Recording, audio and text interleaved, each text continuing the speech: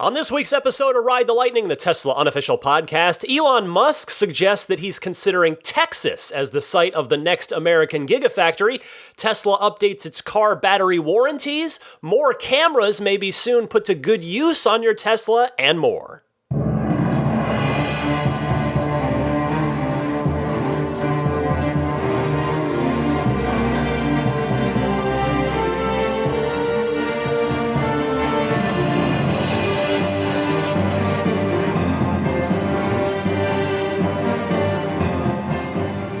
Good morning, good afternoon, good evening, whatever time it is, wherever you're listening. Thank you so much for joining me. I'm Ryan McCaffrey. This is episode 236 of Ride the Lightning, the weekly Tesla unofficial podcast for February 9th, 2020. To my left, still wide awake, Daisy the Boxer Puppy. Odds are she will not be wide awake by the end of this, but hopefully you will be, because that means, if you're not, it means I'm not doing my job very well. So, lots to talk about this week, plenty going on. I wanted to start off by doing another quick mini apology for two reasons. One, because I still sound bad. This cold or whatever, I feel fine, but it has lingered. The congestion has lingered, so I just can't get it to go away. So if I don't quite sound my usual self, I do once again apologize. Hopefully next week it'll sound better. Second, a more serious apology. I did get something wrong last week. Just wanted to issue a quick correction. So it looks like the Performance Model Y does have the carbon fiber spoiler on the back of it. It's not actually listed in the design studio anywhere alongside the rest of the performance, accoutrement, if you will. But you can see it just barely. With the angle of the render in the design studio. It's easiest to see when you choose white paint. So you can just see it on the back of the car there when you select the performance option. So my apologies for the mistake on that. Next, I wanted to bring up the Super Bowl real quick because I'm guessing a lot of you had the same thought I did. This is not directly Tesla related, but it's tangentially related. And as many of you probably did watch the Super Bowl last weekend, did you notice that there were about as many ads for electric vehicles as there were for ICE vehicles? It was great to see. In fact, I had to go back and count them and look it up to make sure. So you had the Audi e-tron, the Porsche Taycan, the GMC Hummer, the return of the Hummer. I looked it up, and there were 7 total car ads during the Super Bowl this year. And then 3 of them, the 3 I just mentioned, were EVs, so just about half. Roughly half of the advertisements on the Super Bowl was great. You know, even if that Hummer that they teased as hey, come see it in May, like I guess they're going to unveil a concept in May, even if that thing never goes into production, and I hope it does, but the fact that GM shelled out Super Bowl money and paid LeBron James to star in the commercial, that is going to get people interested in it and thinking electric and going to the website to find out more. And then, if they like it, great. Maybe they put down an order for it if and when GMC's taking orders. But maybe they start thinking about Tesla because they've heard about that. Maybe they start thinking about Rivian since we're talking about a larger truck kind of vehicle here. But in fact, maybe they even look at Bollinger, which is another sort of Hummer-like electric, larger electric truck. So, the point is, all of those EV ads during the single biggest TV event of the year, they might not individually move a lot of needles for people necessarily, but collectively, I am of the opinion that they help to normalize electric vehicles, which is a really, really good thing. Because, by the end of the Super Bowl, if you're going, man, it's a bunch of electric car commercials this year, I guess those things must be here and normal and good. Maybe I should think about that. So I think the collective effect, the combined collective effect of having multiple, I'm not just talking 1 or 2, multiple electric car ads during the Super Bowl, I think it cannot be understated. Finally, before I get going with the news proper this week, although this was news in and of itself, holy cow at the Tesla stock price. If you are out there, if you're a Tesla shareholder, you had a big smile on your face this week. It closed at $748 and change after peaking, around $900 or so I believe is where the high point was. So if you're a shareholder in my audience, I hope that you can either retire sooner if you've got a good enough position, maybe pay for your kids' college, or maybe just do something fun for yourself, because even the value has doubled in a very short amount of time. And boy, what a ride it's been on. Or you know what? Hey, maybe all three of those things. Maybe you can retire sooner and pay for your kids' college and do something fun with the gains if you've got enough. So great to see that. Great to see Tesla really starting to turn a corner financially speaking. Now, again, the earnings call was last week. We were already warned by Zach, the CFO, and Elon that Q1 is typically a softer quarter. So we'll see. Because now we're into the mode where, again, I'm not a financial expert. That's not really my beat here with the podcast, but we're into the territory where if Tesla can maintain this profitability that they've done the last 2 quarters, they could end up on the S&P top stocks in the S&P 500. So that would be a very good thing for the company and for the stock again. That would in and of itself have an excellent net positive effect. So, all right, let's talk Tesla news. First up this week, an update to Tesla battery warranties. No longer do you have an 8-year unlimited battery mile warranty on the S and the X.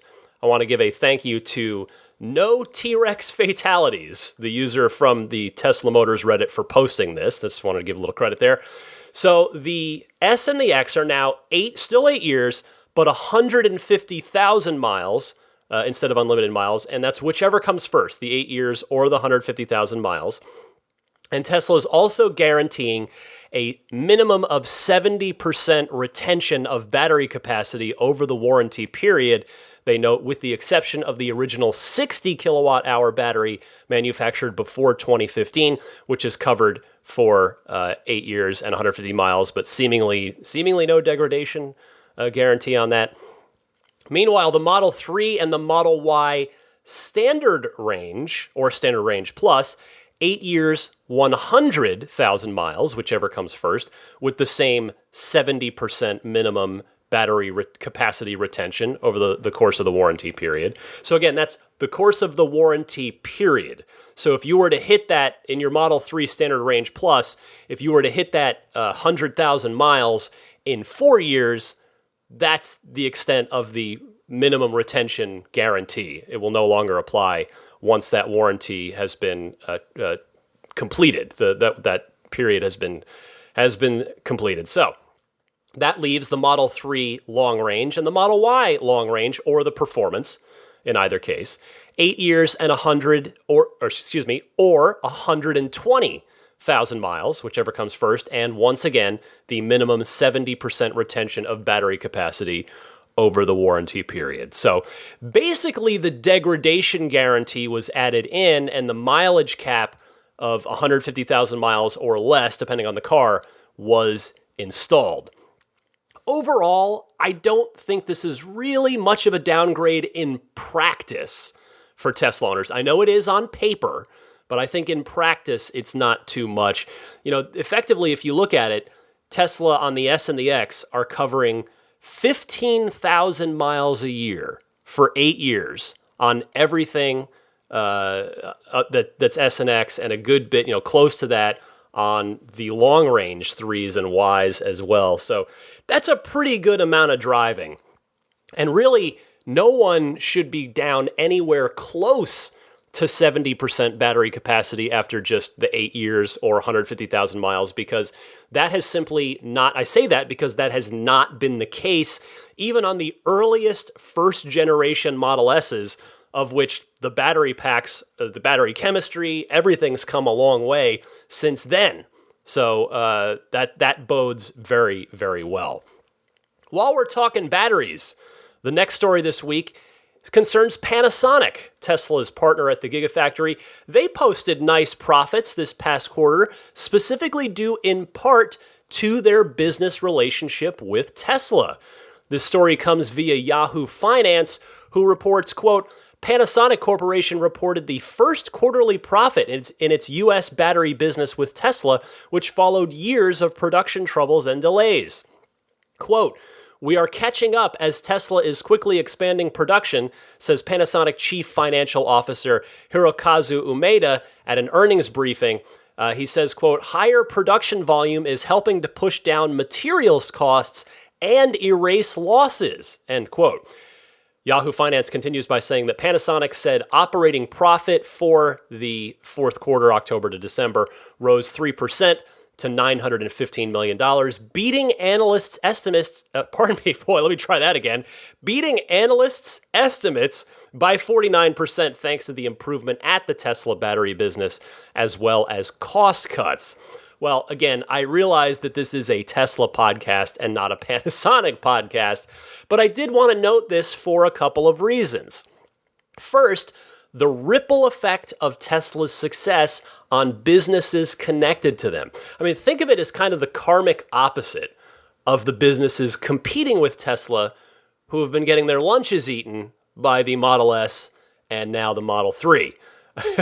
But that ripple effect, it's only going to help drive better suppliers and better partners to Tesla's side, because this says, hey, you do business with us, it's going to end up being good for your business.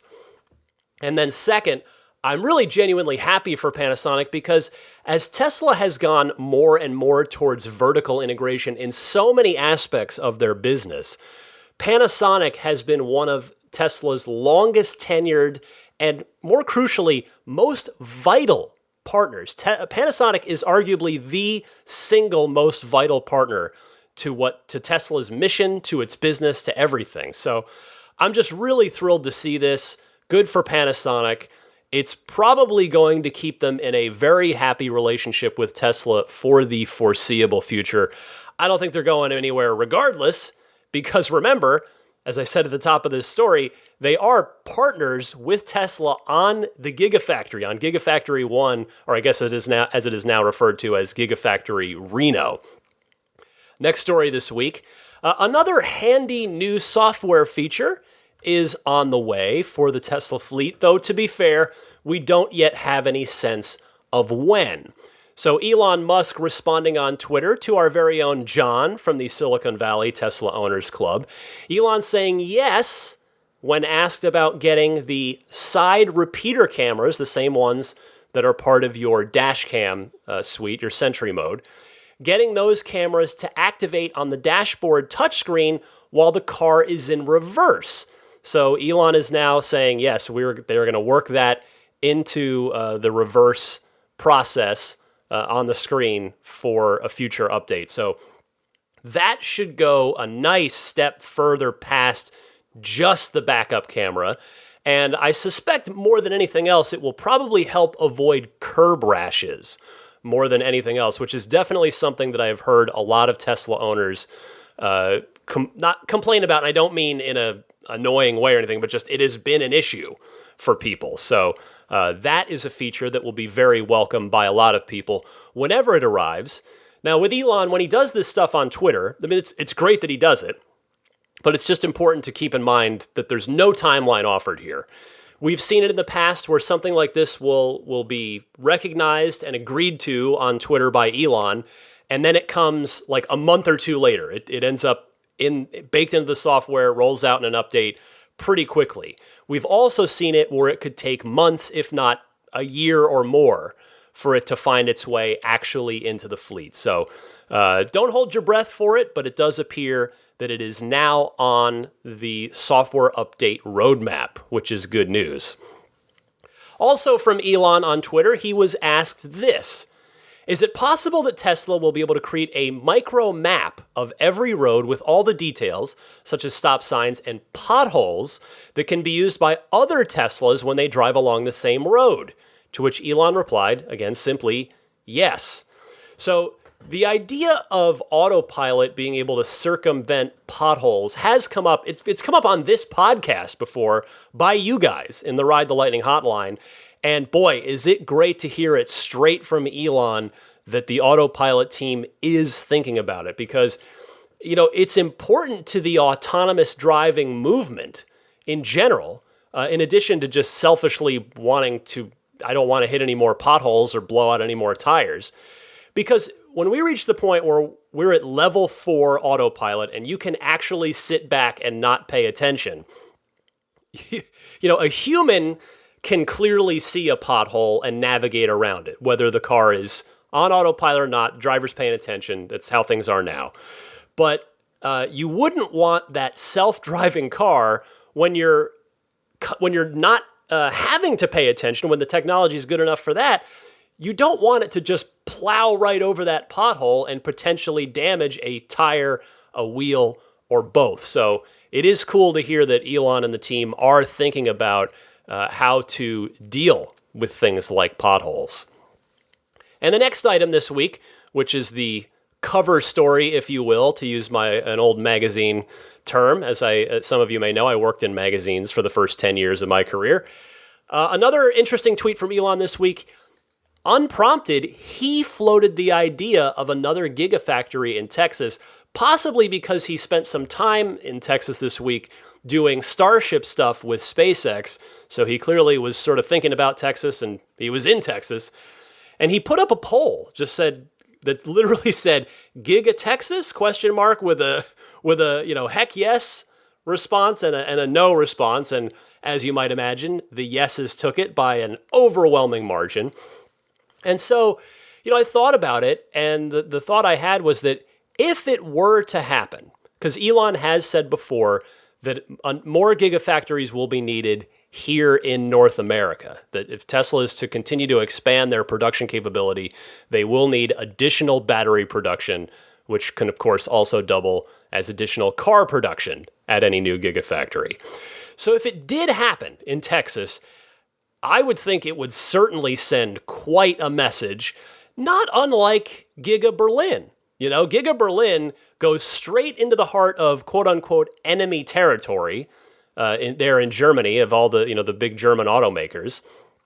And with regard to Texas, we all know how big a role that oil plays in Texas's history and Texas's present-day economy. But, it could make sense to put a gigafactory in Texas because, to the best of my understanding, the cost of living is fairly reasonable there. Granted, almost literally anywhere is reasonable compared to the San Francisco Bay Area. Only I think New Yorkers can cry as hard as we do with the cost of living here. But the point is, Texas, more reasonable cost of living, and to the best of my admittedly limited understanding, I think there's quite a bit of engineering talent to pull from there in places like Austin. And then you think about, too, logistically speaking, a gigafactory is a large place, and there's a whole lot of land in Texas. It is one of the largest states in the U.S., so there are a lot of factors in Texas's favor.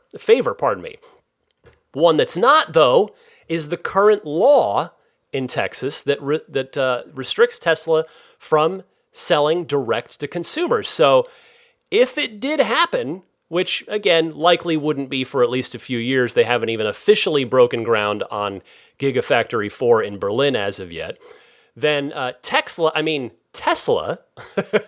going to go with that, right? If this Gigafactory happens, it's going to be the Tesla Gigafactory. That'll be the easy way to refer to it. But I would think that it could make a lot of sense to build the Cybertruck there, given that, A, Texas loves trucks, but also, we do know that according to Franz specifically, when I had talked to him at the Cybertruck unveiling, he had told me about how the Cybertruck will require a much, much smaller manufacturing footprint because it doesn't go through a paint shop and it doesn't go through assembly. It's just the 301 SpaceX stainless steel folded up to make the unibody and then, assemble the rest of the car from there. So a gigafactory is a big place, and the Cybertruck would probably not require a whole lot of that real estate in order to get built in sufficient quantities. So I imagine that if the day comes, again, in 3, 4, 5, whatever years, the Model 3 and the Model Y would probably also get built at a Gigafactory, Texas, a second. Well, I know there's already a second Gigafactory in the U.S. That's Gigafactory 2. Technically, that's the one in Buffalo, New York. But that, of course, is only for solar projects, solar products, I should say, from the solar side of the business. So the second car Gigafactory. I would expect, just again, it's speculation on my part, but given the volumes that they're produced at, and particularly with the manufacturing complexity of the Model X, I would guess that the S and the X probably won't ever leave the Fremont factory from a production standpoint. I think they're going to always be made here at the mothership in Fremont, but you never know. Anyway, the point is, it's just a notion floated by Elon on Twitter for now. We'll see if anything comes of it.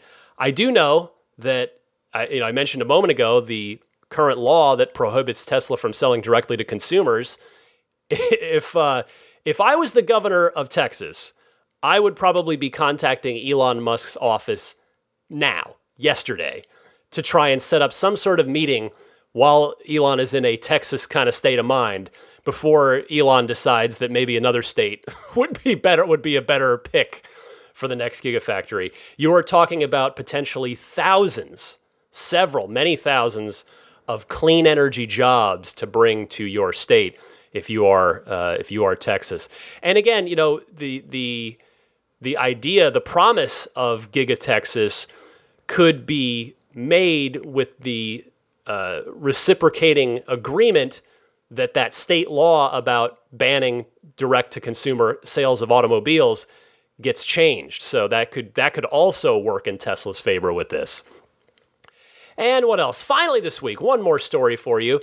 A new Tesla blog has been published by the Vice President of Environmental, Health, and Safety, a woman by the name of Lori Shelby, and it is called Accelerating Tesla's Safety Culture, and it gives an update on worker safety at the Tesla factory and the company's other facilities. And while it reads as follows: while there is always more work to be done, Tesla had one of its safest years yet at our Fremont factory, and we're proud to report the following improvements from 2019. As we produced significantly more vehicles, our injury rates went down. Compared to 2018, our rate of injury per vehicle produced was reduced by more than 50% from last year. Next, our injury rate continues to be below the industry average. The total recordable injury rate, TRIR, at our Fremont factory improved compared to 2018 and is 5% better than the industry average for large manufacturers, according to the Bureau of Labor Statistics. Next, associates spent less time away from work due to injury or illness. Our days away and restricted time rate improved 12% compared to 2018 and is at the industry average for large manufacturers. And finally, a review from the California Division of Occupational Safety and Health, that would be OSHA, of the last 5 years of Tesla's injury and illness records illustrated a 99% accuracy in our safety record keeping, that is, critical data that helps us identify risk and continuously improved. OSHA's findings, along with our external audits of our process and our certified OSHA record-keeping incident management team, illustrated the ongoing rigor of Tesla's injury reporting. Now, there was one other bit that jumped out at me. I'm not reading you the entire blog here, but it was this. Quote, our ergonomics team continues to explore the effectiveness of new technologies to improve safety, including exoskeletons and sensors to support healthy posture and movements. This work, along with that of our athletic trainers, is critical given that a majority of our injuries are musculoskeletal in nature, end quote. So I just wanted to point that out because I think it's great to see that Tesla is being proactive with not only the public-facing side of this, but most importantly, the internal side of it in helping protect the Tesla team itself. Because, I think I can probably speak for a lot of you out there. I think a lot of you would agree when I say that, we love this company and support them and root for them because we love the products and we love the company's mission. But it would be difficult to do that if it were coming at the expense of the people making those products and working towards that mission, either in terms of the company culture or here, as we're talking more specifically about safety. So I think it's really wonderful to read this blog and hear about the specific ways in which Tesla is trying to make the company a safe and productive place to work, and to hear some of the data behind that as well. So hopefully Tesla puts a blog like this out at least once per year. It would be really good if they started to do that, continue to do that. So there is your run of Tesla news for the week, but stick with me. There is plenty more to talk about. I've got a bunch of your excellent phone calls queued up in the Ride the Lightning hotline. Let me get to those right after this.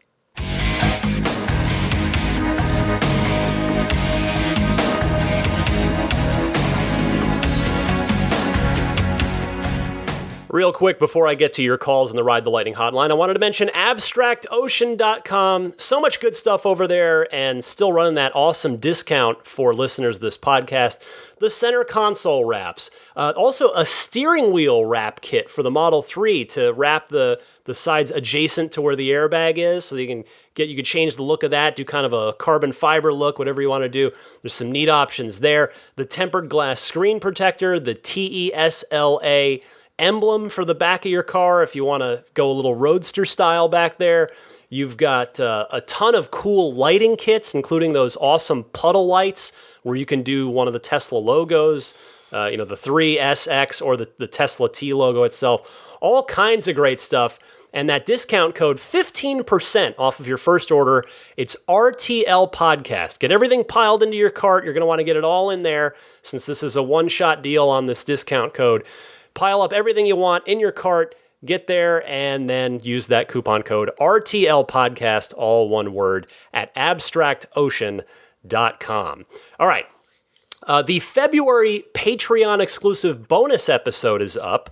If you are supporting me at the bonus episode tier on Patreon, and I want to mention the callers' names because, of course, as always, if I call your name, if I played your call on the bonus episode and you are not backing me on Patreon, I will give you a free download token for this because I want you to hear your question answered to. It's only fair you took the time to call in. So Lawton from Chicago, Michael from Calgary, Charlie from Seattle, Jason from Minnesota, Daniel from Orange County, Chris from Arlington, Jason from Northern Virginia, Chris from Hollywood, Joe from New York, Dave in the UK, Mike from Sacramento, Brad from Indianapolis, and Gerardo from Reno. So feel free to get in touch with any of you there if you want to get that download token.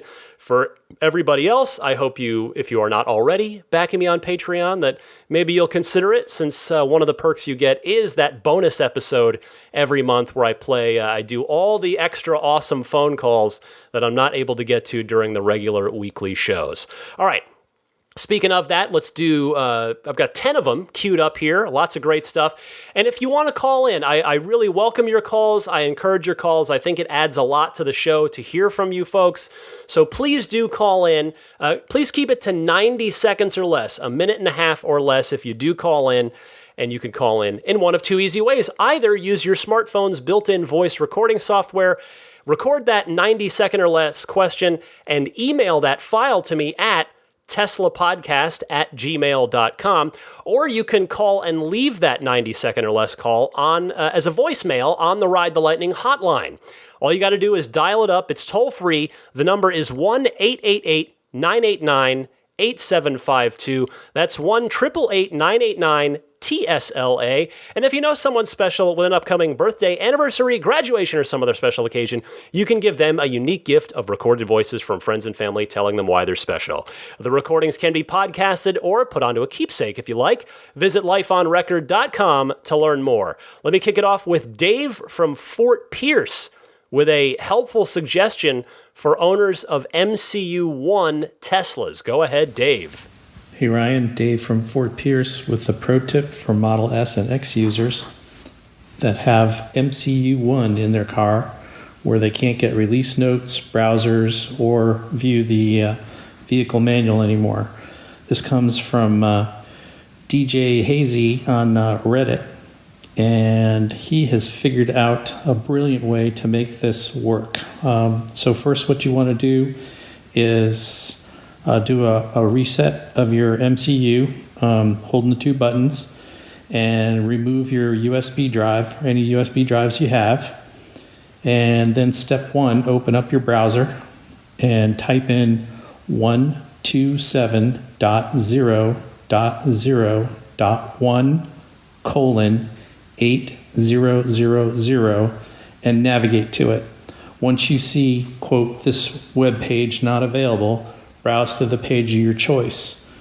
And you're back in action. You'll get your release notes back, you'll get your car owner's manual back, and your browser will work however good a browser works in MCU1. So far, so good, very successful. He noted that a few days later it quit working, and he just did a reset, and it's worked fine. Just wanted to kick that in there. Keep up the good work, and thanks for all that you do. Dave, thanks so much for calling in with this. I'm not able to test that myself since I don't have an MCU1 car, but I certainly take your word for it and the word of the Tesla Reddit community. I am more than happy to pass this along for fellow MCU1 equipped Tesla owners out there in the hopes that it might be of use to them as well. Thank you again, Dave. That is excellent. Let me go to Rob from Toronto. Up next, who has something of a correction for me, which I always appreciate if it is warranted, and in this case, it very much is. Go ahead, Rob. Hi, Ryan. It's Rob from Toronto. I'm happily sitting in my newly acquired Tesla Model S 90D, enjoying it immensely and enjoying listening to your podcast. I wanted to comment on your discussion today about the change in the collision rates from one quarter to another, and just to say that I think it's always very dangerous to compare one quarter to the previous quarter, given the road and weather conditions that change, especially when the third quarter is summer and the fourth quarter is the onset of winter conditions. I'd be interested to know if you went back and compared Q4 to Q4 in the previous year, and maybe do a year-to-date total and comparing the same quarters. It might be just a little more representative. Be interested to know if you have any more thoughts on that. Anyway, keep up the good work. Thoroughly enjoy and appreciate your work. Bye. Rob, that is a very fair point. Thank you for calling in with that. Some other folks tweeted and emailed me about that as well. Rob was first, but yeah, that is so correct. I should have absolutely thought about that, but I didn't. So thank you very much for making me think about it and setting the record straight for me and anybody else that may not have connected the dots on that. So with that said, here it is. Here's the only year-over-year data that we have so far since Tesla started releasing this information. Q4 2019, one accident per 3.07 million miles with autopilot on. Q4 2018, same thing, one accident per 2.91 million miles. So there you go, Rob.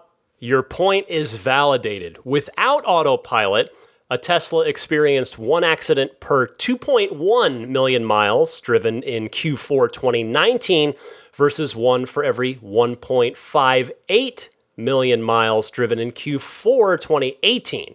So again, the numbers better year over year, factoring in the trickier conditions, the winter weather. So great stuff. Thank you, Rob, and thanks to everybody else that had emailed or tweeted me about that as well. Will from Atlanta is up next. Will, you're on the air. Hey, Brian. This is Will Berger from Atlanta, Georgia. And first, thank you for what you do every week. I listen. I don't miss an episode. Just love what you do, and it's great for our community. But I wanted to comment on something that you mentioned in your last podcast, where you were talking about Brian Sparks, the short seller who is taking action by contacting the government about the sudden acceleration. And clearly, we'll see what the report comes out to be. But clearly this is a move by him to try to influence his position in Tesla as a short seller.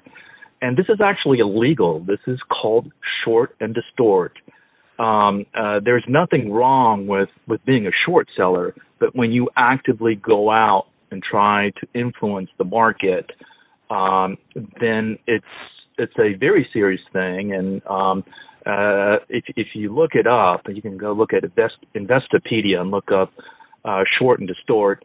You'll see that people have when the government has decided to take it up, it's the people that have committed this crime usually end up in trouble. But anyways, I just wanted to mention it to you because I wonder if the government just this is too small of a fish for them to deal with. But if they're going to go to the trouble to investigate Tesla, they should also go to the trouble of looking at the person who instigated the investigation of something like this, right? Anyways, just wanted to bring up that point. Thanks again, all you do. Enjoy the show, and we'll talk to you later. Thanks, bye. Will, thank you for your call, and you're absolutely right. Shorting is a perfectly acceptable form of investing, and there are plenty of Tesla short sellers who are playing it by the book. But there are also so many that go beyond the pale, and I agree that some of this stuff ventures into what seems like it's illegal or should be. The unfortunate part is that until some of these people start being held accountable for their behavior, it's going to continue because the SEC is, in a way, seemingly condoning it by not prosecuting obvious nefarious activity. It wouldn't take much, I imagine, if all they have to do is make an example out of a few of these fudsters who cross the line. I think it would help control a lot of the unfair and just plain false things that are said out there about Tesla. Now, it is worth noting that short trading was briefly paused for Tesla this week as the stock was going absolutely insane, mostly up, but also it did go crazy a bit downward as well. So whether that's the SEC kind of sort of acknowledging that, yeah, there might be a problem here, whether they're going to do more about it than that or what, I don't know, but take that for what you will. But I agree. The short selling is just, it's unbelievable. Tesla's the most shorted stock. Or trades the 1-2 spot with Apple. So, Tom from the UK is next, wants to talk about transferring autopilot. Go ahead, Tom. Hi, Ryan. I'm Tom from the UK. Once again, on the last episode, transferring autopilot came up. I do think this is unfair to customers, especially when features quite often haven't completely materialized. The answer to me seems obvious. Why has nobody at Tesla thought of this? I think that the original purchase price you paid for autopilot should be able to be retroactively applied as a discount to any new vehicle you buy at Tesla. You would have to disable autopilot on the first vehicle, but if you paid £2,000 to activate it on your Model S and you bought a Model 3 and the price was now £5,000, then £3,000 would be the difference. So you pay them £3,000 to activate autopilot on your Model 3, your Model S loses autopilot, and Tesla have made all the money they'd made off new autopilot purchase, but you have bought a brand new Model 3 from them. Does that make sense to you? Hope it does. Thank you for the podcast. Have a great day. Bye. I'd love to see that, Tom. It's not unlike a software license that you might buy for your PC or Mac for something like the Adobe suite, Here's hoping that Tesla does address this at some point sooner rather than later, hopefully. Let me go to John from Chino Hills, California, is up next and wants to talk a little Cybertruck. Go ahead, John. Hi, Ryan. It's John from Chino Hills, California. I'm a proud owner of a Tesla Model S, and I also have a Cybertruck order in the making. And I have a question regarding the Cybertruck. I know that it withheld quite well over the sledgehammer incident, but I'm wondering what would happen if, God forbid, the truck got hit by something a little bit bigger than a sledgehammer and did, in fact, do some damage. Do you know what the repairs would look like in terms of the severity? The frame hole being a uniframe? I'm just confused about that. If you could help me, I'd appreciate it. Great podcast. Really appreciate the effort. Take care. Bye-bye. John, thanks for calling in. You know I'm always happy to talk about stainless steel as it applies to car bodies. So with the DeLorean, the stainless steel body was made up of panels. You had the fenders, the rear quarter panels, the hood, the T-panel roof, which obviously went where the gull-wing doors didn't, and the gull-wing doors themselves. Each piece could be removed in the event of damage, and a good metal worker could rework and then regrain the panel to make it look literally, no exaggeration, absolutely brand new. The Cybertruck, as we all know, isn't going to be made up of individual panels. So while I confess I don't know exactly how that repair will work, and believe me, I welcome any metalworking experts to call in or email me about this and educate me, I would imagine that a lot of the same strategies would apply, but the work would have to be done right on the unibody since there are no panels to be removed. Thankfully, the various sections of the Cybertruck are all fairly large and they're all absolutely flat. The DeLorean had curves in its panels, which could make things a little trickier. That's why, again, you needed a good stainless steel metal worker to take care of it. So in at least that regard, the Cybertruck's body will be easier to work on than the DeLorean's because there are no curved pieces. But thank you very much for that call, John. Sticking with the topic of the Cybertruck, Andy from Bristol, England. Go ahead, Andy. Hey, Ryan. It's Andy from Bristol in England here. Long-time fan of your work on IGN and a newcomer to your podcast, which I started listening to after the unveiling of the Cybertruck. So like many mid-30s males, I grew up loving the visions of the future experienced through film, and I believe a vehicle like this is aimed at people like me who grew up with these influences. So I put down a £100 deposit on day one, and I cannot wait to get hold of one of these trucks. But should I be concerned that what I see is not what I'll get? I've read a few articles online stating that the vehicle is not street legal in Europe, and that the vehicle may only go on sale in the US. Should I be worried that a European Cybertruck may go through significant design revisions, or that it might not ship to European markets at all? Now, I'd be surprised if Tesla hadn't already checked to make sure the vehicle fits the criteria for international markets, and I'd be even more surprised if they took deposits in regions that they're not planning to ship to or required significant design changes. What do you think about these articles? Are there any truth to them? Should I be worried that Europe may only get an inferior version of the Cybertruck, or that I may not even get one at all? Really keen to hear your thoughts. Thanks again, Ryan. Andy, welcome to the podcast. Thank you very much for giving it a try. I appreciate it. If you're new to the podcast and new to the world of Tesla, there is something that you need to know. There is a lot of false information and misleading information written about Tesla, as you've actually, this has been a topic that's already come up on this podcast. From the smallest blogger up to the largest institutions of journalism. Tesla, as I mentioned earlier, the most shorted stock on the market, or trades it off that quote-unquote honor with Apple, depending on what day it is. So there is a lot of incentive out there for people at various levels to malign Tesla for the financial gain of either themselves and or the people that they represent. If you've never heard the term FUD before, you'll want to get familiar with it in the world of Tesla. It stands for fear, uncertainty, and doubt. And it is not a term unique to Tesla, but it is rampant within the Tesla world because of the aforementioned nefarious forces. I'm sorry to say that, but that's just true. So all of that is to say that thankfully, everything that you've read is somewhere between speculation and nonsense with regard to the Cybertruck in Europe. I mean, as you said yourself, Tesla's a pretty smart company, and they're not going to make something that requires significant changes in order to be sold in other territories. They are a lean, mean, efficient company, and that's just never how they've worked.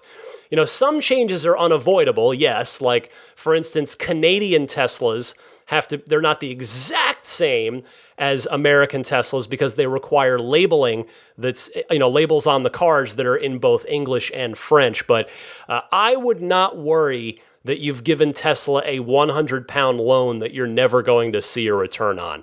I'm confident that you will get your Cybertruck, and it will probably be very similar to what you saw on stage at the reveal. In fact, Tesla's history suggests that what finds its way into your driveway will actually be even better than the prototype in most, if not all, respects. So, Andy, welcome to the Tesla community. Believe me, it is an incredibly fun place to spend time. That's why I've been here for, actually, I've been in the community now, I guess, for over 10 years, and only the last year and a half of that's been as an owner. You know, I was a kid with his face pressed against the window, wishing he could be inside for a long time, and I had a blast then. And now that I am lucky enough to own a Tesla, I'm having even more fun, in fact. So welcome. One more Cybertruck call. It comes from Greg. Go ahead, Greg. Hi, Ryan. This is Greg. Just wondering if you know about the die-cast of Cybertruck, and if they'll make it, and would you buy it like Legos? I think it would be a good one. Thanks. Love the podcast. Hi, Greg. Well, no word on it yet, but I would be willing to bet an In-N-Out Burger lunch that it will happen. All of the other Tesla vehicles have a 1/18th die-cast scale model available, including the semi-truck and the Roadster. Still waiting on the one for the Model Y, but I would imagine that's on the way as well. You know, Tesla never seems to announce these things ahead of time. They just show up in the online Tesla store one day, which is what happened with the Roadster one a few months ago.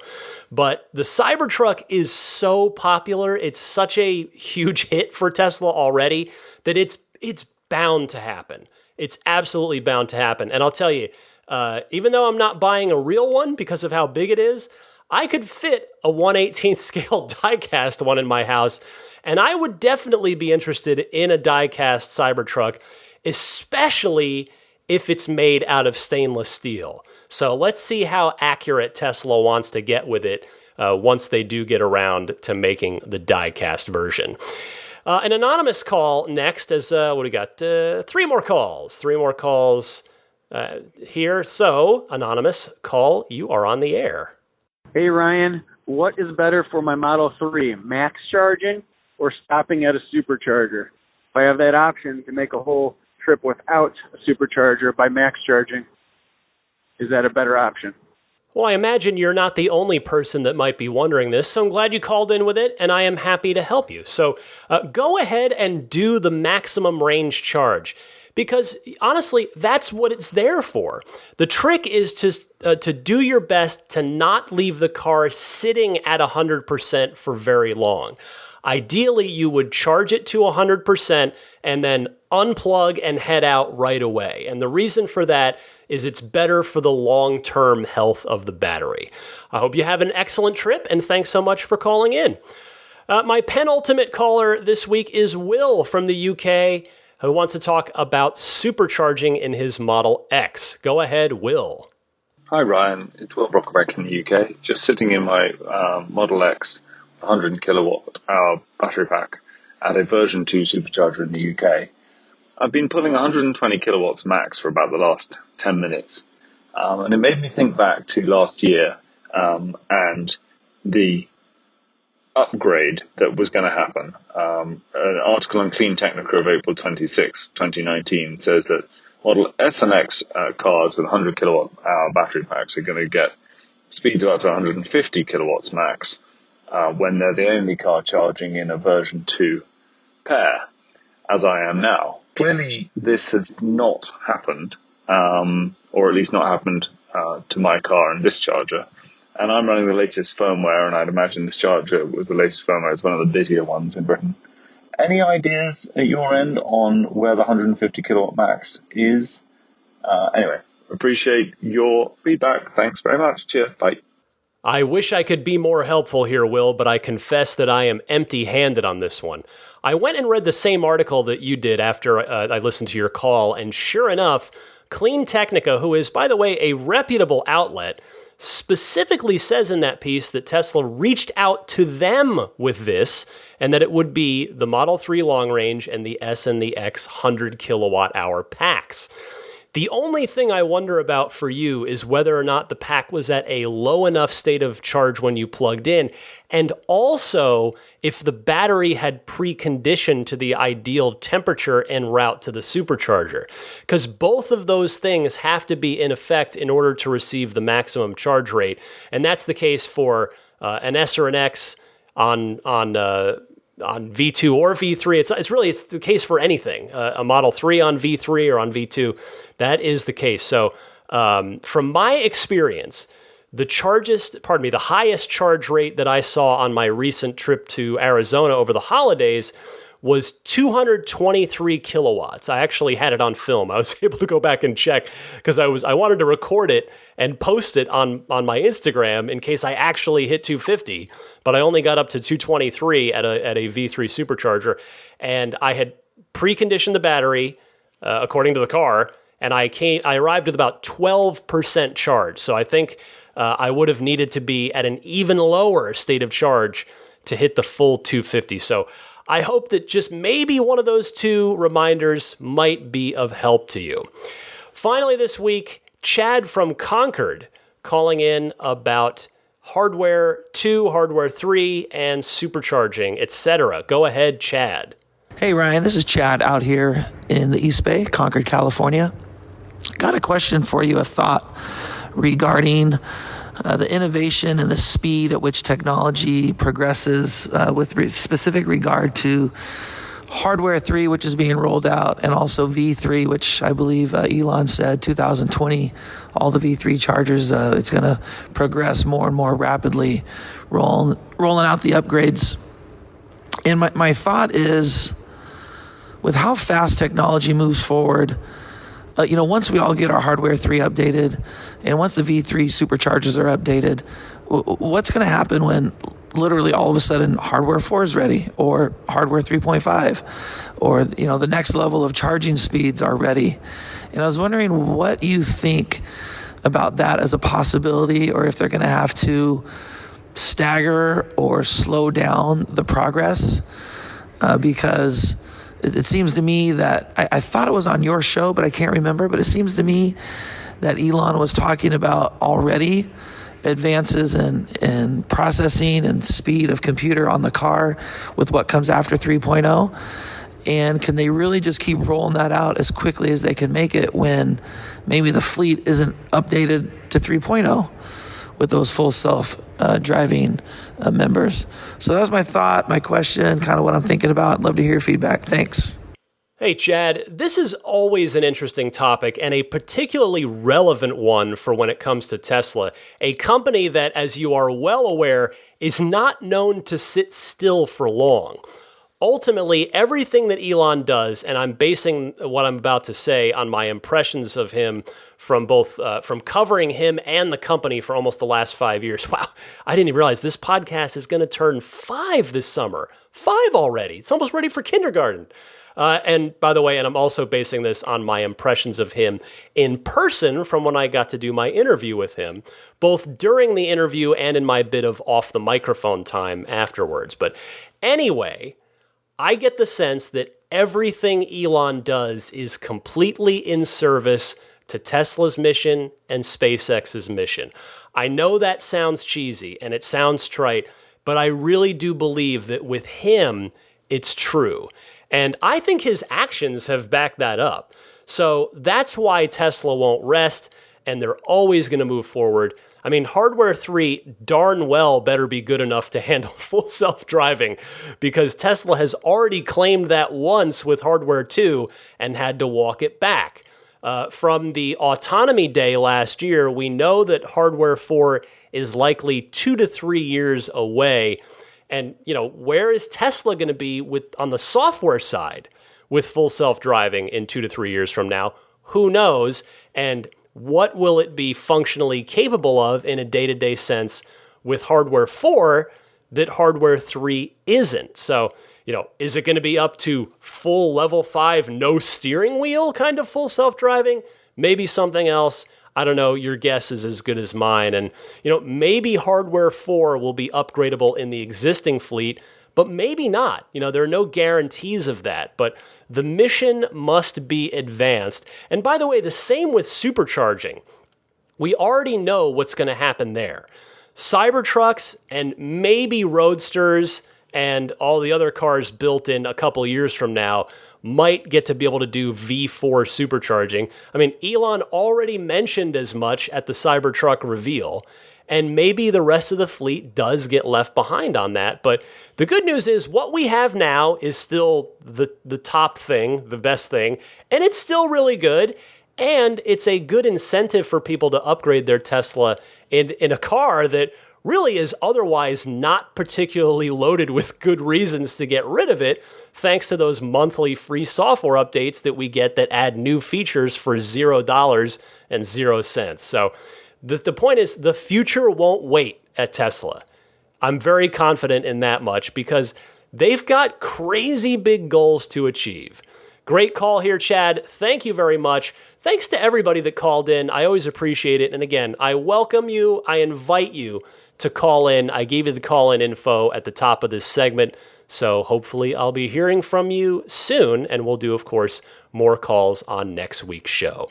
All right, stick with me. I've got a little bit more for you. I want to tell you about what's going on with my car and my Hardware 3 upgrade that is in progress now. And I've got your pro tip of the week, plus a couple of cool sales and promotions to talk to you about right after this.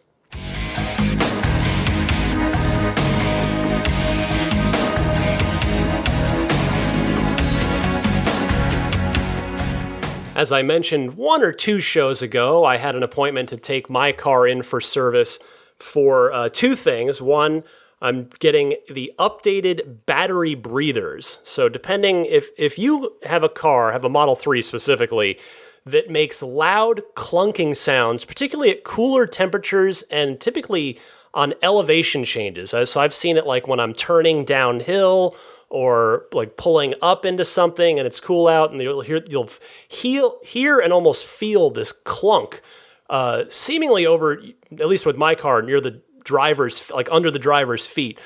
The car works fine, but it's an air pressure change thing, and they have these battery breathers that I can't even tell you exactly what they do. And there is a newer version of that part for affected VIN ranges, of which I am part, that will help alleviate that problem. So I wanted to bring it in for that. And then also I was lucky enough that my VIN has been flagged to get the Hardware 3 full self-driving computer upgrade. So I dropped the car off Thursday afternoon, and much to my great surprise, the very kind service rep said, well, the worst case scenario, and he did emphasize worst case scenario, is that it could be a week. I might not get it back until next Friday, Valentine's Day. So the car might potentially be at the shop for over a week. He said that I guess the firmware updates take a long time. So once the full self-driving computer is physically installed, they've got to do a firmware update to tell the car that, hey, you've got full self-driving computer now, you've got Hardware 3. And apparently if that firmware update fails, it has to be started all over again, which can, take another day, basically, because of, it can take 5-6 hours, I'm told, to do that, to complete that firmware update. Plus the battery breather, I don't know how long that's going to take, but I do know the pack has to be dropped out of the car to do that. So that could be an all-day project as well. So fingers crossed that I won't actually be without my car for a week. But the good news is when I get it back, it will be in better shape than ever. So once I have it back and I've got the upgrade, I will let you know kind of any impressions I have of if autopilot feels different, as well as the full self-driving visualization preview that Hardware 3 offers. So looking forward to talking about that, hopefully on next week's show. And real quick, I just wanted to give a quick thank you to very popular tech YouTuber and fellow Tesla owner Marquez Brownlee, aka MKBHD. He gave this podcast, of all the podcasts out there, he gave this podcast a very wonderful shout out. He did a blog for Pocket Casts where he listed his favorite top 10 podcasts, and Ride the Lightning made the list. And, honestly, that made me feel really, really good. Thank you, Marquez, if you are, in fact, hearing this. All right, pro tip of the week time, Mike from Kirkland. Go ahead, Mike. Hey, Ryan, this is Mike from Kirkland, Washington. I'm calling with a pro tip I kind of found by accident. I'm one of those people that when I drive on autopilot, I really like to have the rainbow road as much as possible just because I think it looks really awesome. But after a year and a half of ownership, I am kind of sick of the SNL skit that they play, and I couldn't find a way to get that thing to stop. Well, I found a way. Make the car fart. Yes. If you make the car fart, it will stop the SNL skit, and then you get your rainbow road, and you can get back to listening to your podcast or whatever you happen to be listening to. Cheers. Mike, welcome to the podcast. By the way, I love Kirkland. I have spent a few nights up there over the years while doing multi-day visits to Bungie, the former makers of Halo, current makers of Destiny, and then 343 Industries, the current makers of Halo, are up there too. I love that little lakefront downtown area. That is super cool. Lots of nice little restaurants, and the town seems super dog-friendly too, which I appreciate. Anyway, for your tip, that might be one of the most obscure pro tips that I've ever gotten on this podcast, but I say that in a complimentary way. I think that's great. I love it, and I definitely didn't know that one, so I learned something today, and Mike, I appreciate you sending that in. All right, I've got to hit the road. I know I've sounded not good again. I can hear it. I can hear it in my own voice. It's super nasally and awful. So apologies once again. Hopefully next week things will be back to fully normal. But in any case, I do want to pass along some good news. The Valentine's Day sale I mentioned, I think 2 or even 3 shows back, that Jada is doing, the makers of the wireless charging pad for Model 3, which, by the way, is going to fit the Model Y. I guess we can't say it with 100% certainty, but with 99% certainty, it's going to fit because it's using most of the same parts, including the center console. So you could get the jump and have it ready to drop into your Model Y or the Model 3. But the wireless phone charging pad, as well as the USB hub, complete with the awesome secret magnetic door that you can hide your USB dash cam, your pure Tesla Sentry kit back there away from prying eyes. So they're having the sale that I mentioned is still going up until the 13th, up until February 13th. So that is when this ends. So it's $10 off of the USB hub, $20 off of the wireless charging pad, or $45 off of both. So if you would like to take advantage of that, please use my referral link because, full transparency, they'll throw me a couple bucks if you buy it through my link. So go to getjada.com/REF/8, and Jada is spelled JEDA, getjada.com/REF/8. And then the promo codes to use if you want both, the bundle is Jada Bundle. If you just want the wireless charging pad, it's Jada Pad, all one word. And if you want just the USB hub, it's Jada Hub. So again, that ends February 13th. That's actually a really good deal on either of those, but especially off of both of them. So if those are of interest to you, please jump into my referral link there and do take advantage, save yourself some money. It's a one-time purchase for the entire life of your car. You're only going to ever have to buy that once. Meanwhile, the aforementioned USB Sentry mode / dash cam, puretesla.com/RTL. That is the place to go. One-stop shop. They sell the kits that come. They're mailed to you. It's free shipping in the U.S. And they will ship internationally though for a small fee just to get it to you. So they come pre-formatted, ready to go. Take them right out of the packaging envelope. Plug it right into your car.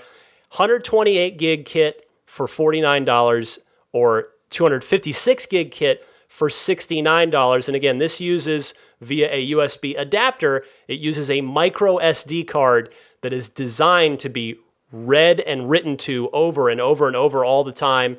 so it's not going to crap out like we've been seeing, like I personally saw with my USB drive, and a lot of you have been seeing with your USB drive. So if that one-stop solution is of interest to you, go to puretesla.com/RTL. If you are in the market for detailing and you're in the Bay Area or you're going to be here, please do see my friend Jeff at Immaculate Reflections, a wonderful human being and an excellent detailer as well.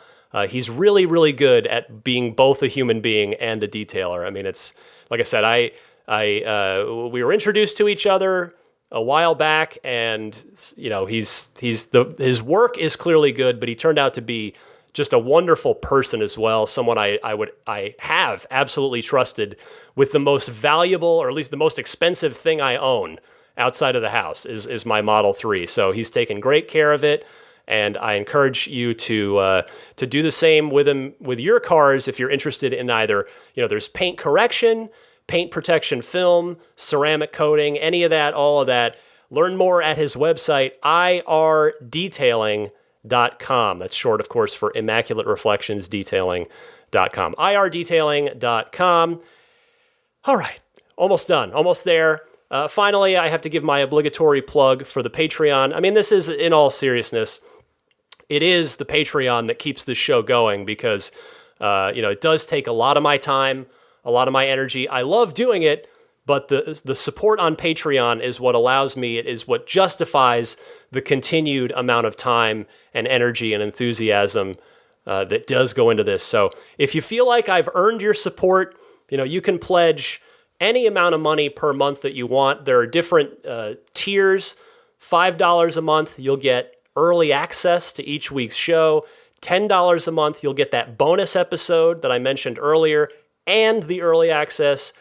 $20, you'll get all of those things, plus your name shouted out at the end of the show, which I'm going to do in a minute. And then there's even a couple tiers higher than that. So I would just kindly ask that if you do feel like I've earned your support, check out the Patreon page and learn more. Patreon.com/Tesla Podcast. And Patreon is spelled Patreon. And with that, let me do as promised and thank the Patreon producers. We'll see what's left of my voice to get through this. Thank you so much for your continued support to the Patreon producers: Pete White, Wolfgang Obergen, George Cassiopo, David Brander, Jonathan Wales, Alexi Heft, Logan Willis, Michael Lester, Robert Miracle, Jason Chalukas, Joe Edgel, Tim Hyde, Lars Hoffman, Lawton from Chicago, Peter Chalet, Rome Strack, David Vakil, Ulrich Lassa, Luke A., Eric Randolph, David Nondahl, Jerry and Mary Smith, Brian Hope, Bill Royko, Lyle Austin, Joel Sapp, Dorian Steve Guberman, Michael Waddle, Daniel Grummer, Jeremy, Tesla Owners Taiwan, Jeremy Harris, Rob Brewer, Ron Lee, Chris Konesnik, John Cody, Matthew Wright, Aaron Appleby, Charlie Gillespie, Kaz Barnes, Neil Weaver, David Perella, Sunil Joseph, Dennis Peak, Scott Gillis, Will Stedman, Evie Tricity UK, Stig Mickey Jensen, Jeff Angwin, Chase Cabanillas, Richard Folkers, Matt Kalin, Trenton from Myrtle Beach, Lisa Kaz, the Lydia family, Michael Regal, and Mark Eversole. Thank you all very much. I would love to add another name or two to that list here in the next week or two. We'll see. All I can do is put this show out there. It's always voluntary. I'm always going to be here for you regardless. You know that. I've proven that over the last almost 5 years now. I'm always going to be here for you. So thank you all so much. And by the way, I was totally right. Daisy the Boxer Puppy passed out about, 20 minutes ago. She's just over there snoozing away. But that's all right. I'm glad she's comfortable and happy. And I am too. It's been a fun week, other than still not quite feeling all the way better. I feel good, just don't sound great. But here's to that being all fixed up and better next week. I wish you all happy electric motoring. Have a wonderful week, and I will see you once again next Sunday. Every Sunday, 9 a.m. Eastern, 6 a.m. Pacific is when the new show drops.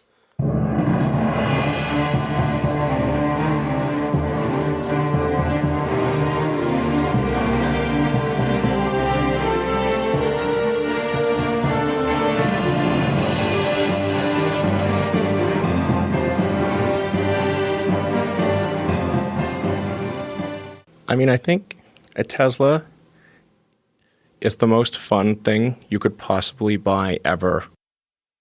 That's what it's meant to be. Our goal is to make it's not exactly a car. It's actually a thing to maximize enjoyment. It's maximum fun.